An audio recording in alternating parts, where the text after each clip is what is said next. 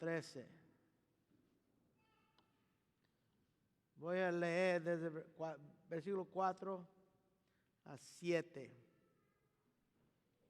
Esto es la palabra de Dios. Dice, el amor es sufrido o paciente, es benigno.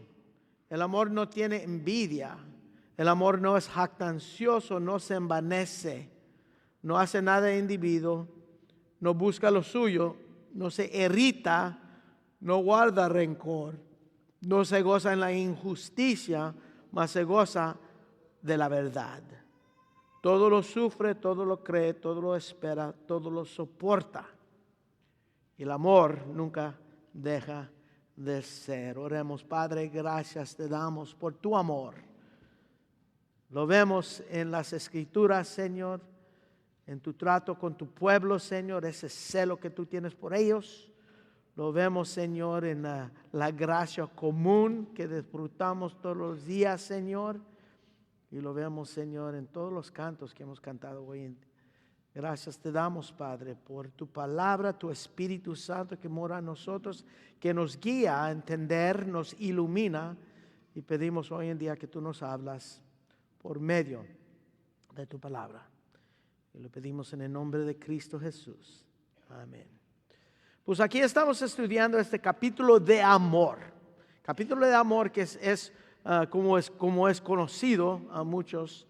Pero nosotros estamos estudiándolo y mirándolo en contexto de la iglesia de Corinto. Porque ahí es donde se halla. Y en el contexto vemos que haya en medio, este contexto se halla en medio de Pablo hablando acerca de los dones espirituales, En estudiar la carta, yo no creo que solamente por esa razón él está hablando del amor.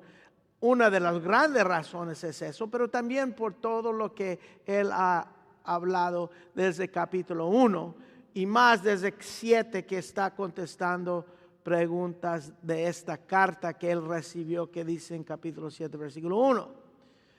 Y ya vimos aquí de esto del amor en el contexto de los Corintios, en el contexto de él hablando de lo que son los dones espirituales, los primeros 3 versículos que habla de la condición en la práctica de los dones espirituales sin que el amor es presente. ¿Y qué dice? Dice versículo 1, si yo hablase lenguas humanas y angélicas y no tengo amor, vengo a ser como metal que resuena y símbolo que retiñe. Y si tuviese profecía, entendiese todos los misterios y toda ciencia, y si tuviese toda la fe, de tal manera que trasladase los montes y no tengo amor, nada soy.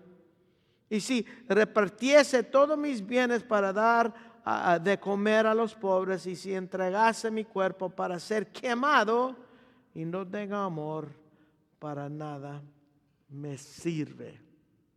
Tremendo estos versículos. ¿Qué dicen? Que la práctica de los dones espirituales, porque ahí está hablando de todas las obras que hacemos, y los dones es, versículo 1, ofensivo, irritante. Versículo 2, nada soy si no hay amor. Versículo 3, para nada sirve, vale 0. Qué tremendo. Y la semana pasada, eso es la situación cuando el amor no está presente. Y la semana pasada comenzamos a ver cómo es la situación cuando el amor es presente. El amor presente, ese es el título del sermón.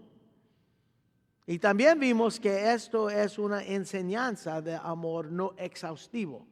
No es Pablo no está dando una exhortación o enseñanza exhaustiva del amor, porque es dirigido a esta iglesia. A lo que esta iglesia necesitaba, lo que ellos necesitaban oír, y específicamente dirigido a los problemas dentro de la iglesia. Uno de los más grandes problemas dentro de la iglesia es que no se amaban. Y vimos que hay 15 características del amor en estos versículos. Y vimos que cada uno de ellos en el griego son verbos. Aunque en español, en inglés parece que son adjetivos, son verbos, palabras de acción para mostrar lo que el amor es. Y también son atributos de Dios.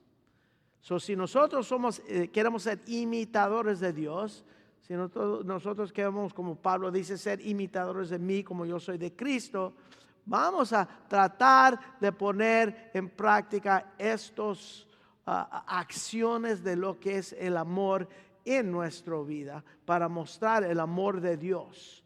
Está hablando, como hemos visto, del agape, de ese amor incondicional, de ese amor que no espera nada, ese amor de Dios, el amor que nosotros debemos tener para con nuestro Dios, el amor que Él tiene para con nosotros y más importante, el amor que nosotros debemos tener los unos por los otros, los que se llaman creyentes.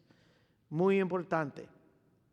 Y la semana pasada vimos la primera característica que el amor es presente es en el amor es sufrido o el amor es paciente.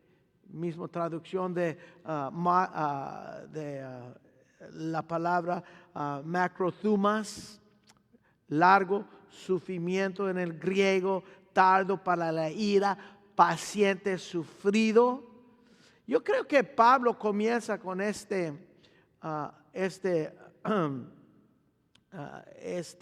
atributo porque es algo que es difícil para el ser humano. Es difícil, es fácil a decir, sí, tenemos que tener paciencia. Y él está hablando de macrothumas, está hablando de paciencia específicamente con la gente.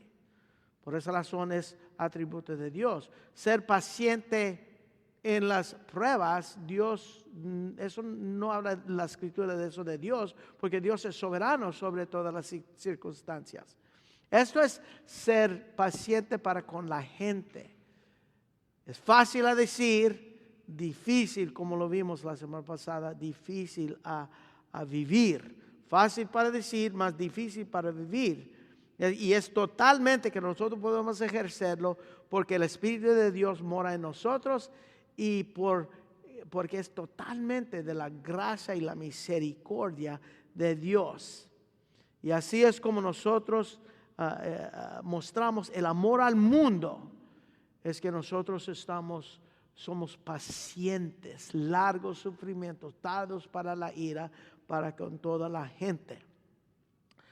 Ahora, esta semana vamos a tratar, era uno muy, muy importante, duramos mucho tiempo con eso. Vamos a tratar de ver 3 de los atributos o características del amor hoy en día. 3 más características que muestra donde el amor es presente. Y el que sigue aquí es que el amor es benigno. El amor, versículo 4 de 1 Corintios 13, dice, es benigno. Y cuando uno analiza su vida pasado, estaba hablando con un hermano acerca que cuando yo me pongo a pensar de mi vida pasado antes de ser creyente, yo puedo ver que Dios fue muy paciente conmigo. Y fue muy paciente, yo me imagino que ustedes también pensando de cuántos Dios nos salvó en nuestra vida de desorden antes de conocerlo. Y ahí es donde uno ve la paciencia y la benignidad de Dios. La benignidad de Dios. Eso dice Romanos capítulo 2, versículo 4. Si me acompañan a Romanos capítulo 2, versículo 4, dice aquí, oh menospreciéis la riqueza de su benignidad. De su benignidad, paciencia y longanimidad, ignorando que, escuchen esto, su benignidad te guía ¿a qué? Al arrepentimiento. Al arrepentimiento. Aquí habla de las riquezas de la benignidad de Dios. Aquí dice que la benignidad de Dios nos guía, nos lleva al arrepentimiento, mirando cuánto amor Dios tiene por nosotros. Dios es benigno para con nosotros y su benignidad nos guía al arrepentimiento. Y en analizar esta carta uno puede ver, como nosotros hemos estado estudiándolo, esto es lo que le faltaba a los corintios. Ellos no eran benignos. Ellos no entendían lo que era la benignidad. Benignidad en el griego es Christomai. Christiomai, mejor dicho. Christiomai es la idea de activamente, escuchen esto, activamente buscar el bien, de hacer el bien para con otros. No es pasivo, es que uno es activamente, es el buscando activamente hacer el bien, no es pasivo. No es que eres una buena persona, eso no es benignidad. Puedes ser una buena persona, muy bien, pero eso no es lo que esta palabra quiere decir. Christiomai. Esta palabra quiere decir que tú activamente buscas hacerlo bien para otras personas. Es una acción de ser dispuestos a ayudar en necesidad de otras personas sin esperar nada de ellos. Eso es benignidad, eso es amor. Eso es el amor que habla aquí la palabra de Dios en una manera que se manifiesta es en la benignidad. Y como vimos, aquí y todas las características son en el tenso presente. Tenso presente, gramáticamente, quiere decir que es una acción continua. Una acción continua, donde llega a ser un hábito en nuestras vidas. Todos estos muestras de amor, deseamos que lleguen a ser hábitos en nuestra vida. ¿Cómo pueden ser ya hábitos en nuestra vida? Practicándolo diariamente bajo el poder del Espíritu Santo. Es cuando uno desea contribuir al bien de otros. Y donde uno puede ver donde uno puede ver esto más que en ningún otro lugar es en la vida de Cristo Jesús. A que contribuir para el bien de otro. Él contribuyó al bien de todo hombre por su tremendo y intenso benignidad. Cristo Jesús. Algo interesante o un lugar interesante donde mirar esta palabra es en Mateo capítulo 11. Si me pueden acompañar a Mateo capítulo 11, versículo 28. Aquí Jesús está haciendo una llamada. A todos los que están escuchando está haciendo esta llamada. En Mateo capítulo 11, versículo 28, Él dice, venid a mí, todos los que estáis trabajados, cargados, y yo os haré descansar. Llevar mi yugo sobre vosotros y aprender de mí, que soy manso y humilde de corazón, hallaréis descanso para vuestras almas. Porque mi yugo es fácil y ligera mi carga.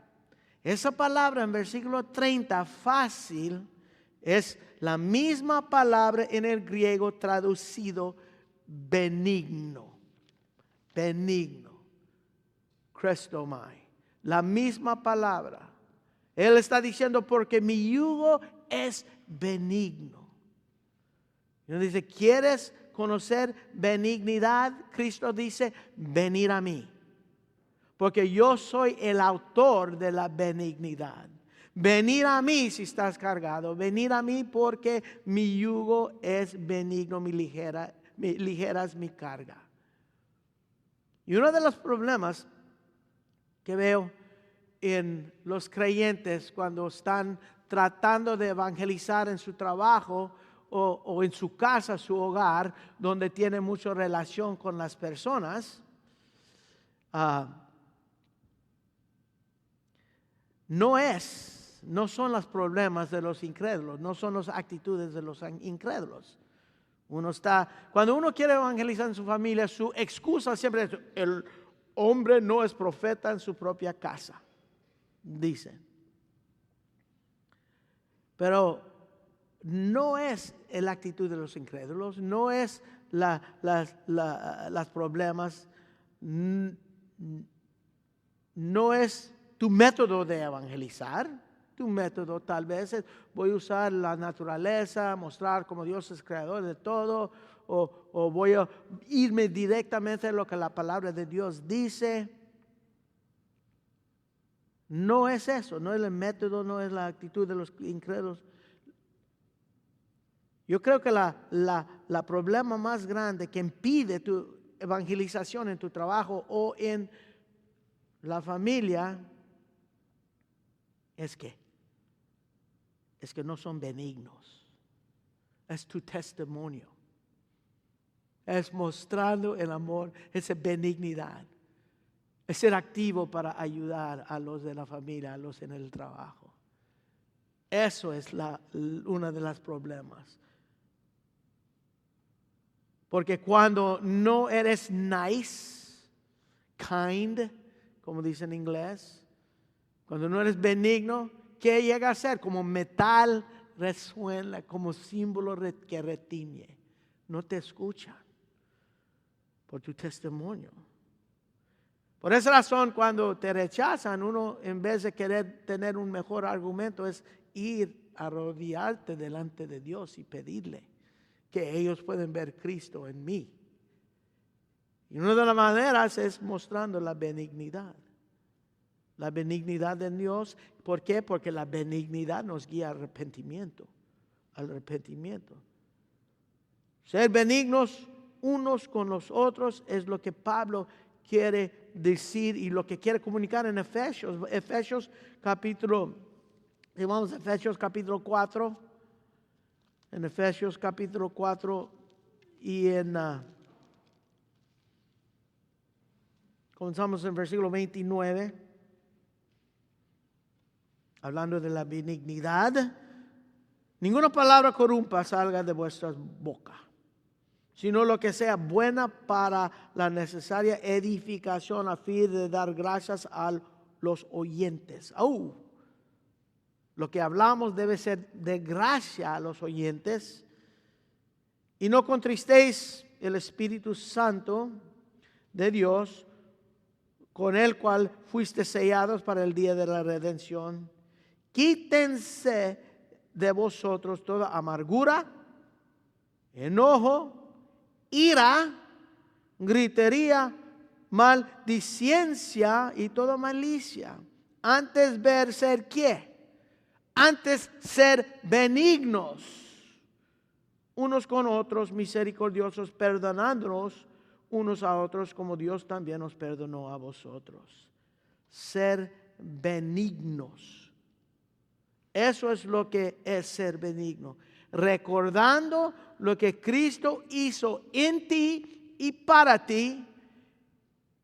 Y uno muriéndose a sí mismo, manifestando ese fruto del Espíritu de la benignidad para con otros.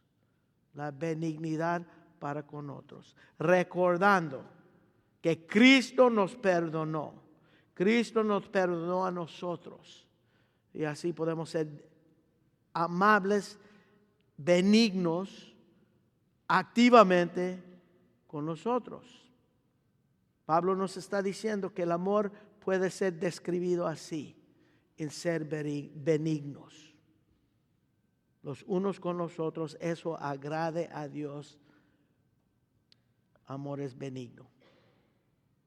Y siguiendo, aquí Pablo dice que el amor no solamente es paciente, el amor es benigno, pero también puede ser ilustrado en lo negativo, como lo vimos la semana pasada.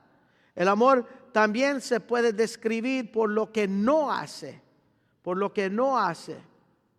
con un ejemplo negativo. Y aquí dice que el amor no tiene envidia. Esa palabra en el griego es zilo o ziloi y es mejor traducido, el amor no es celoso. No es celoso. Eso viene de una palabra que quiere decir hervir, boil. Como hervir con envidia, es lo que es. Hirviendo o hirviendo en celos. Y eso tiene, hermanos, mucho sentido. Y esta palabra es usado en muchas maneras.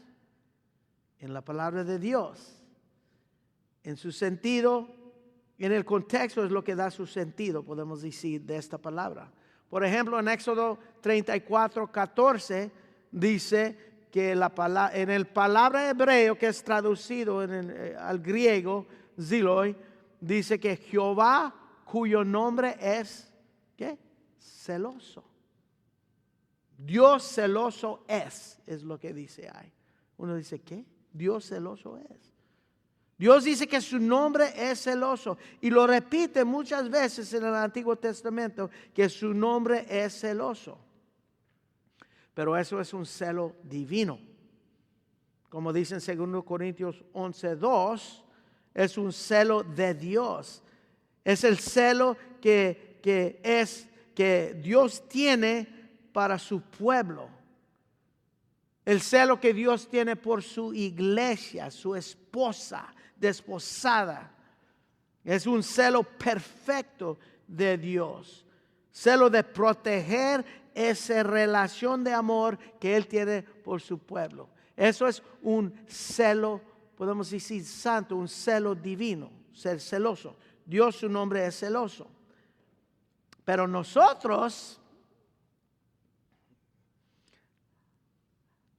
cuando nosotros pensamos de la palabra ser celoso en nuestras vidas, es ese celo pecaminoso, mundano, que desea poseer algo que otro tiene y aún, como la envidia es, deseando que la otra persona no lo tenga.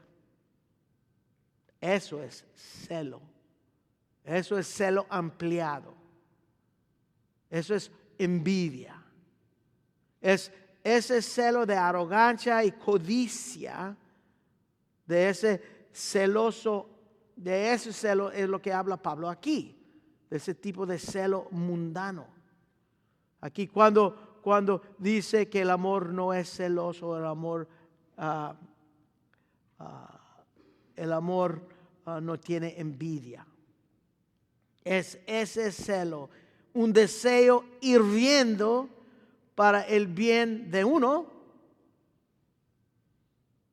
para avanzar, para el avance de uno sobre el otro, aún deseando el mal para el otro. Es ese tipo de celos, que uno se quiere elevar, pero uno quiere apachurar al otro. Yo quiero lo que tú tienes, y no solamente lo quiero para mí, mi deseo es que tú no lo tengas. Eso es ser celoso, con esa envidia que va con ello. Ahí es donde uno experimenta los celos, cuando uno hirve por algo que otro tiene. Y hermanos, eso ocurre en la iglesia. Yo quiero lo que tú tienes, yo lo quiero. Y así eran en los Corintios. Lo estudiamos en capítulo 10. Eso es lo que ellos estaban haciendo. Eso es tremendo en sus celos, que no eran, su celo no era para algo material, pero algo espiritual. Yo quiero los dones que tú tienes. Pablo habla de los que estaban descontentos con los dones que ellos tenían en capítulo 10. También estaba hablando con los que consideraban independientes de la iglesia o superiores a los otros con los dones que ellos tenían. Los corintios eran celosos. Yo quiero hablar lenguas como este habla lenguas. Yo quiero hablar lenguas mientras que él habla lenguas. Yo quiero profetizar como esa. Mira cómo ese comunica lo que es de Dios a la iglesia. Yo quiero ministrar así. Yo no quiero ser pie. Yo no quiero ser ojo.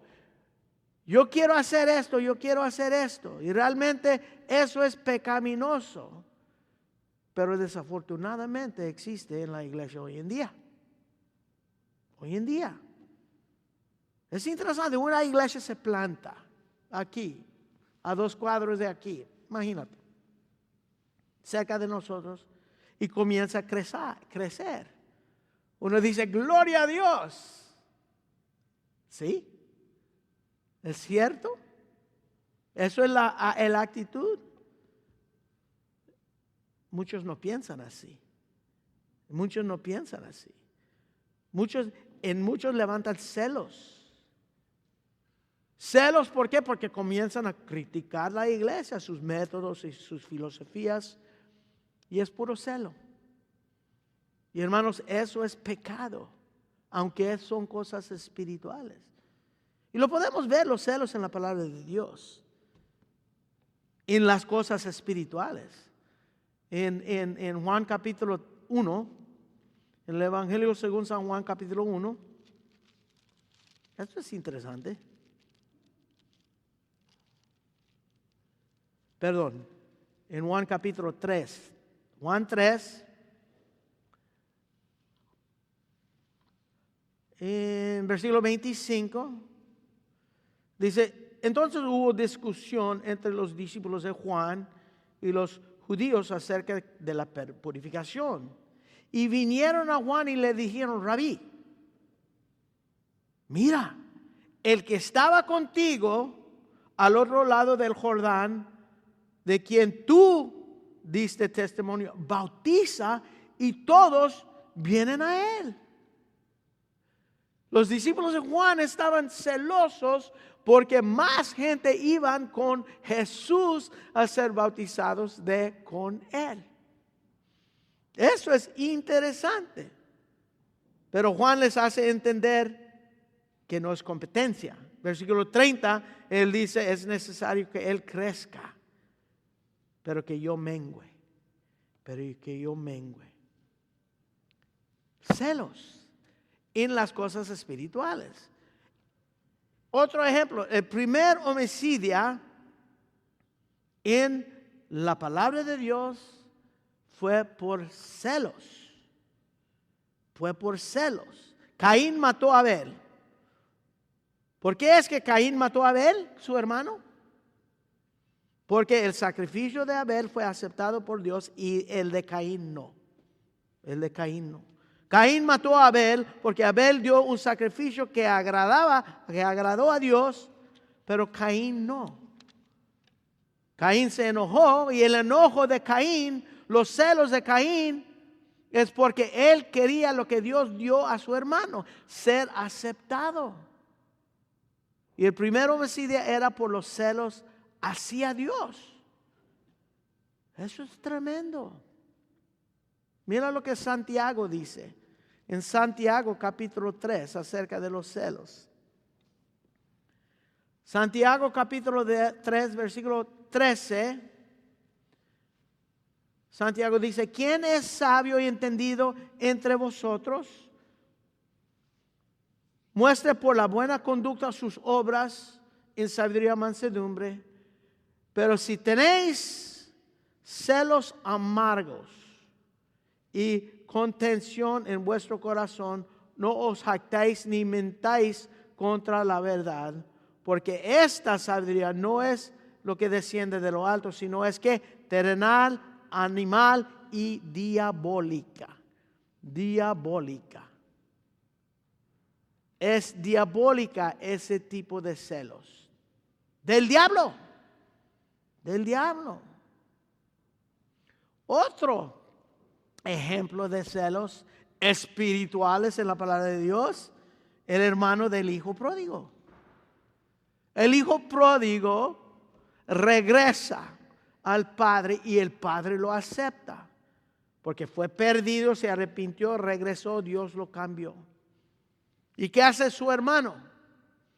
Su hermano hirve en su corazón con celos hacia su hermano cuando regresa.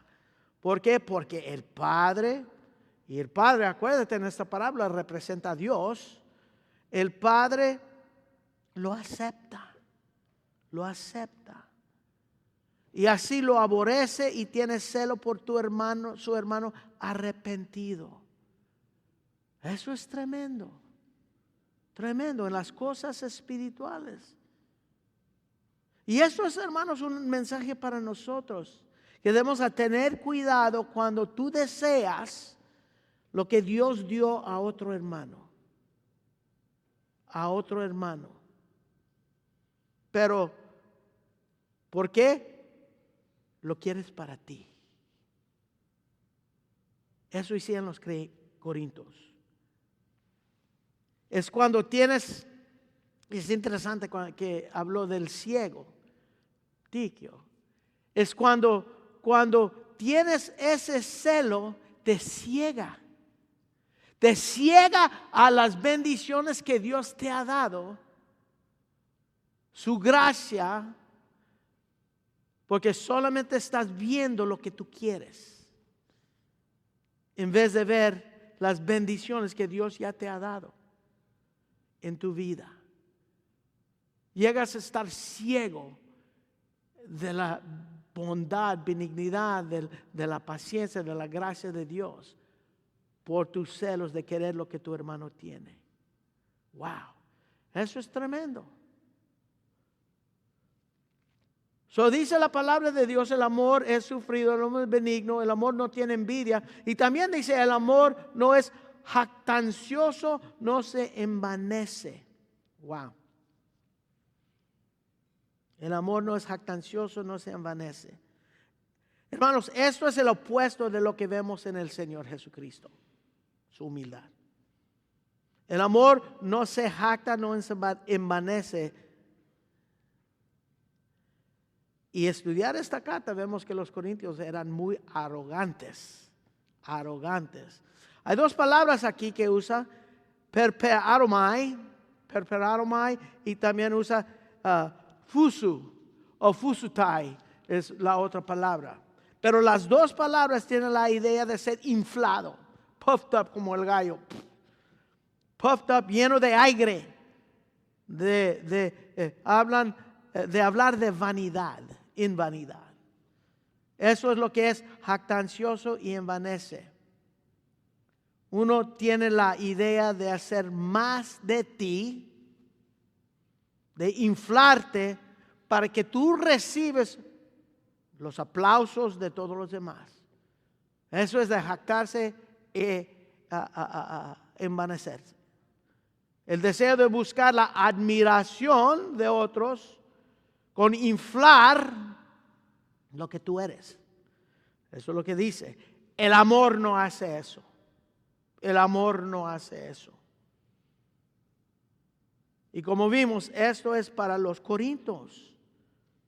Esto es para ellos directamente. Pero también es un problema hoy en día. Pablo está diciendo, esto es incompatible con el amor. Si tú dices que tú amas y estás obsesionado de levantarte, de inflarte sobre tus hermanos, Pablo dice, tú no conoces el amor, tú no entiendes el amor. Tú no entiendes el amor. Eso es el problema entre los corintios. Mira en capítulo 4 de 1 Corintios, capítulo 4. Aquí versículo 6. Pero eso, hermanos, lo he presentado como ejemplo a mí y en Apolos, por amor de vosotros, para que en nosotros aprendáis no pensar más de lo que está escrito, sino que sea causa de uno, os envanezquéis. Ellos están envaneciendo unos con los otros. Wow. En 4:18 dice, mas algunos están envanecidos. En versículo 19 dice, andan envanecidos.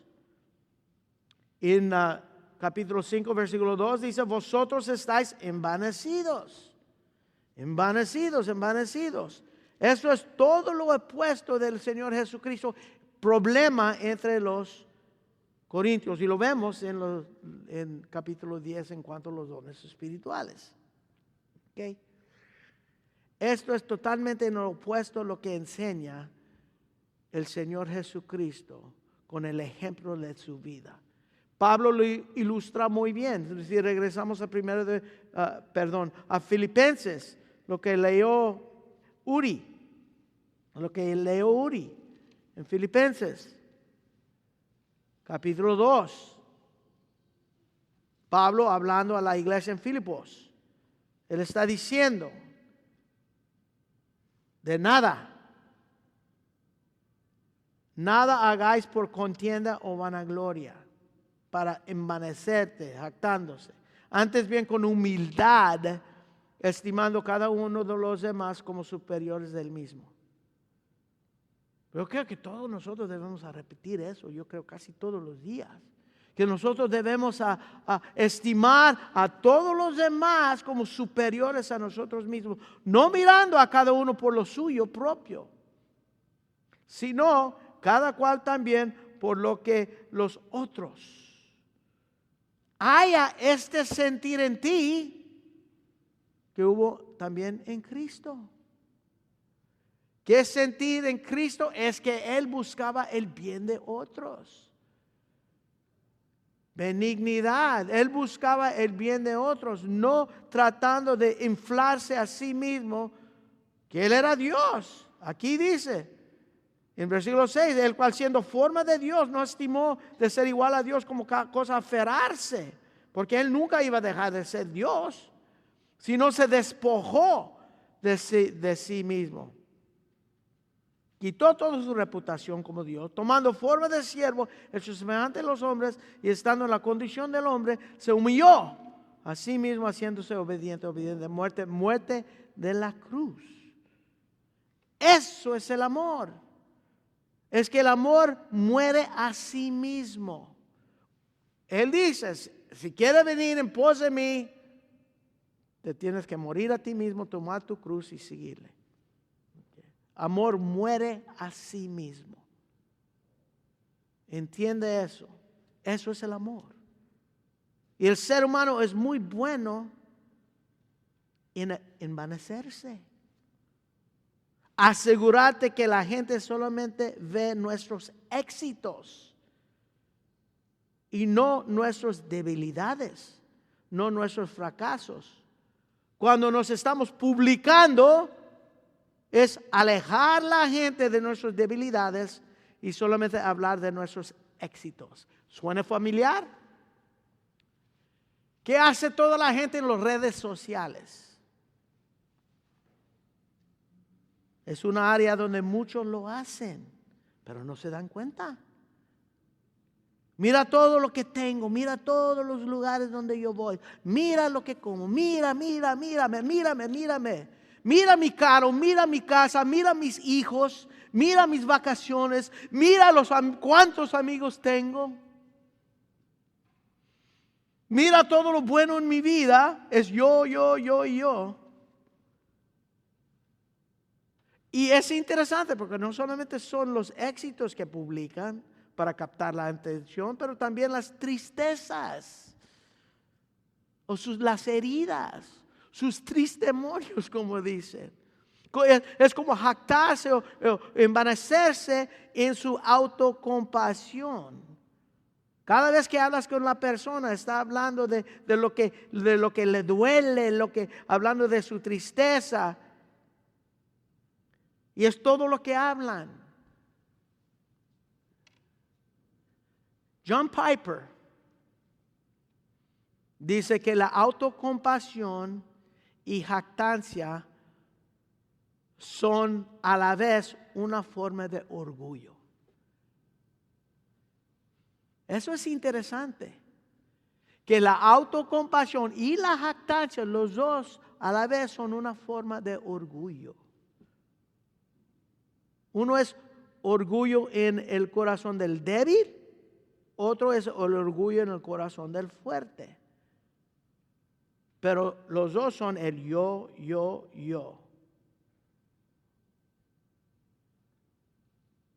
El amor no es el yo.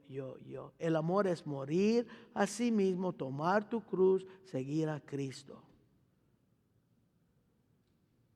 Y hermanos, es tan fácil a querer dominar una conversación.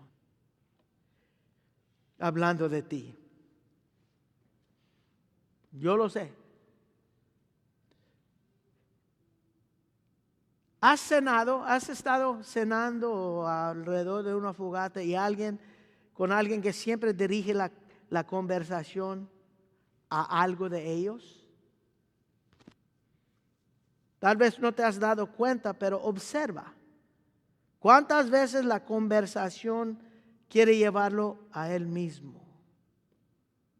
Y cuando la otra persona está hablando, esa persona nomás está esperando el tiempo cuando hay oportunidad de hablar más de él. Es tremendo. Pero observa. ¿Qué es la reacción de Cristo en una cena, crees? ¿Hay algo que está escrito? Sí. Si miramos al Evangelio según San Juan, capítulo 13.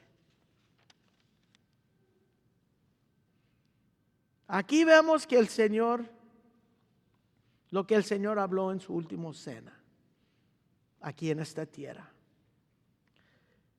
El contexto aquí es que el Hijo de Dios vino a este mundo, a esta tierra, se encarnó como hombre. El contexto es que Él vivió la vida perfecta y amó a la gente aunque ellos lo rechazaban. Él vino a este mundo, se encarnó Dios mismo para vivir la vida perfecta para uno, aunque la gente lo rechazaba. Y Él les ofrecía vida en su muerte sacrificial, tomando la muerte de ellos para que ellos podían tener vida eterna. Él, el sustituto, la propiciación, a pagar y perdonar sus pecados.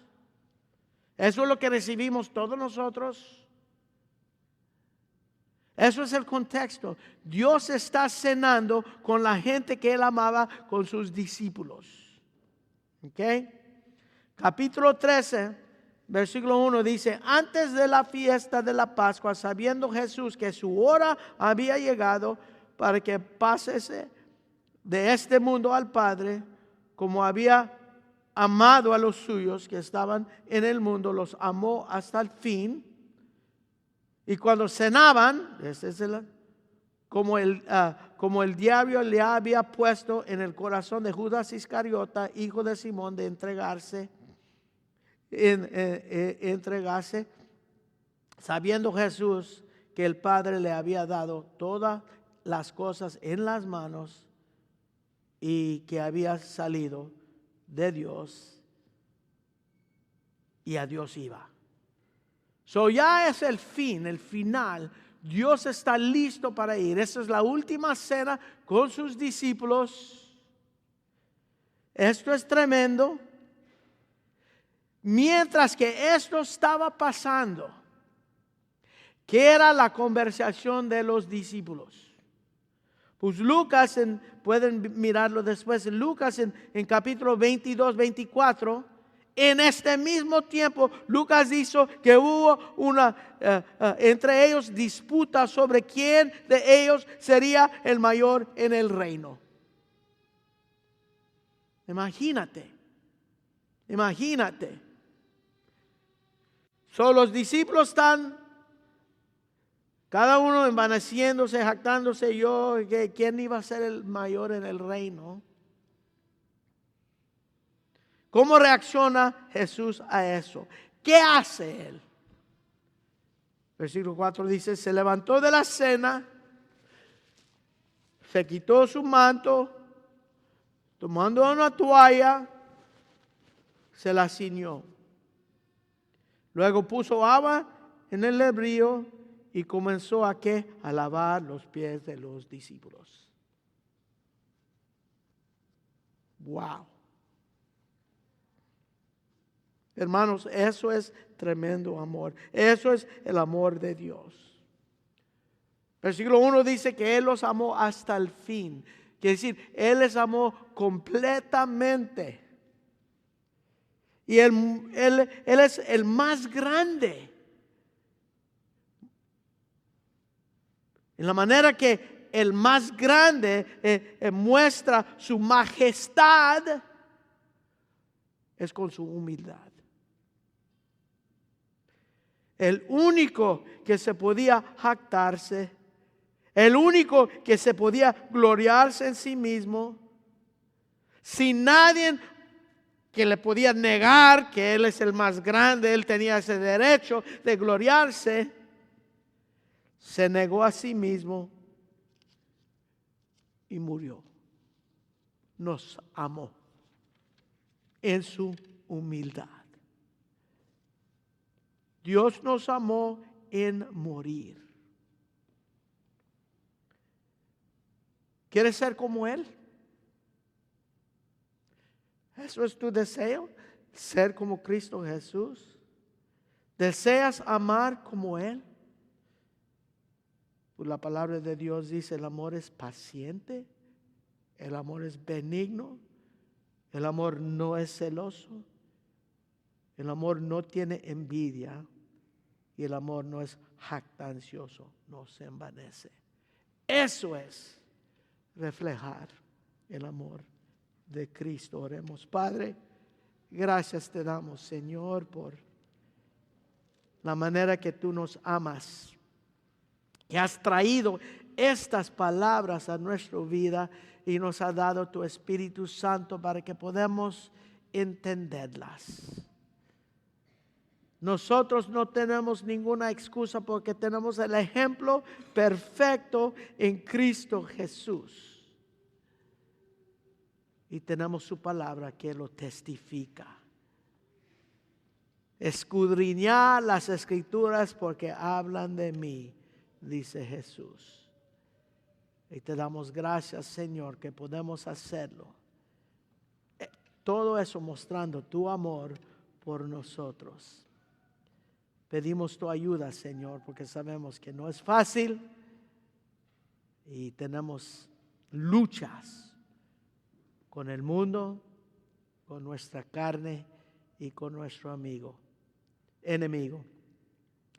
Pero tu palabra dice, más poderoso el que está en mí que el que está en el mundo. Gracias te damos por la victoria. En nombre de Cristo Jesús. Amén.